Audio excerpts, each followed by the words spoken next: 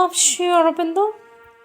From the book Letters on Yoga Part 1 from the Collective Works of Sri Aurobindo Volume 28. Topic: The Outer and the Inner Being, page 93. Subtopic: The Inner Being. Our Lord Sri Aurobindo says, the inner being is the inner mind, inner vital, inner physical, with the psychic behind them. The term higher being is used to denote the conscious self on planes higher than the ordinary human consciousness. Do you not know that the inner being means the inner mind, inner vital, inner physical, with the psychic behind as the inmost? How can there be one center for all that? The inner being, says Sri Aurobindo, the inner being cannot be located above. It can only join with the above, penetrate it and be penetrated by it. If it were located above, then there would be no inner being. The inner being has its own time, which is sometimes slower, sometimes faster than the physical. Next subtopic: the inner being, the Antaratma and the Atman. Our Lord Sri Aurobindo says, the word Antaratma is very vaguely used like the word soul in English.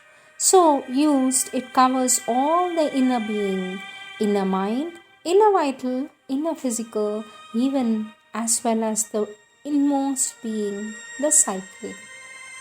Sri Aurobindo continues to say, our inner being is in touch with the universal mind, life, matter, a part of all that. But by that very fact, it cannot be in possession of liberation and peace. You are thinking probably of the Atman and confusing it with the inner being. Next subtopic: the inner being and the psychic being. Sri Aurobindo says, I did not mean by the inner being the psychic being or the inmost being.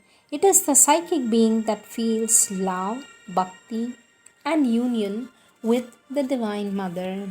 I was speaking of the inner mental, inner vital, inner physical. In order to reach the hidden seat of the psychic, one has to pass through these things.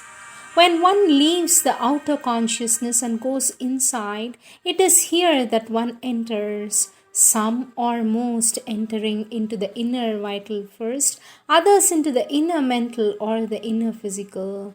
The emotional vital is the most direct road, for the seat of the psychic is just behind the emotional in the heart center.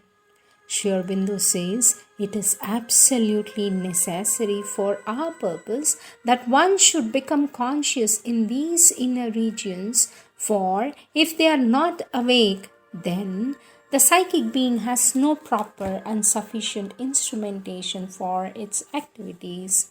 It has then only the outer mind, outer vital and body for its means, and these are too small and narrow and obscure. You as yet have been able only to enter the outskirts of the inner vital and are still insufficiently conscious there. By becoming more conscious there and going deeper, one can reach the psychic, the safe refuge, Nirapad Sthana, of which you speak, and you will not be disturbed by the confused visions and experiences of the inner vital outskirts. Sri Aurobindo continues to say, the psychic stands behind the inner mind, inner vital and inner physical, and supports them all. They are the inner, this is the inmost being. I do not know what you mean by it, the inner beings being around the psychic. It is obviously nearer to the psychic than the outer mind, vital or physical, but that does not ensure its being open to the psychic only and not to the other universal forces. The psychic can have peace behind it, but the inner mind, vital and physical, are not necessarily silent. They are full of moments. It is the higher consciousness that has a basis of peace. Sri Aurobindo continues to say the psychic being is described in the Upanishads as no bigger than the size of one's thumb. That, of course, is a symbolic image. For usually, when one sees anybody's psychic being in a form, it is bigger than that. As the inner being, one feels it big because the true mental or the true vital or even the true physical being is much wider in consciousness than the external consciousness, which is limited by the body. If the external parts seem to occupy the whole consciousness, it is when one comes down into the physical and feels all the activities of nature playing in it, even the mental and vital moments are then felt through the physical and not as things of a separate plane. But when one lives in the inner being, then one is aware of a consciousness which begins to spread into the universal, and the external is only a surface movement thrown up by the universal forces. Next subtopic, the outer being and consciousness. Sri Aurobindo says the outer being is a means of expression only, not oneself. One must not identify with it, for what it expresses is a personality formed by an old ignorant nature. If not identified, one can change it so as to express the true inner personality of the light.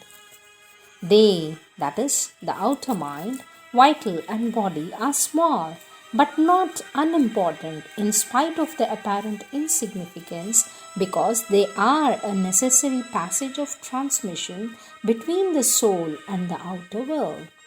You take the outer waking consciousness as if it were the real person or being and conclude that if it is not this but something else that has the realization or abides in the realization, then no one has it, for there is no one here except this waking consciousness.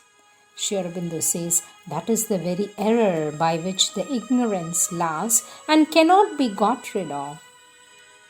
The very first step in getting out of the ignorance is to accept the fact that this outer consciousness is not one's soul, not oneself, not the real person, but only a temporary formation on the surface for the purposes of the surface play.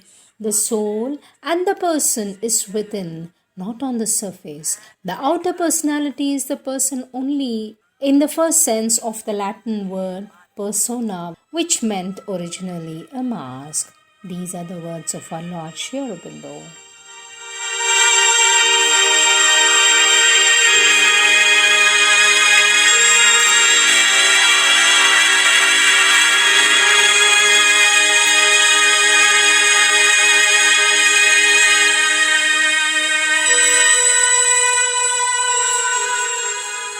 May thy will be integrally done, O Lord. It is my happiness and my Lord.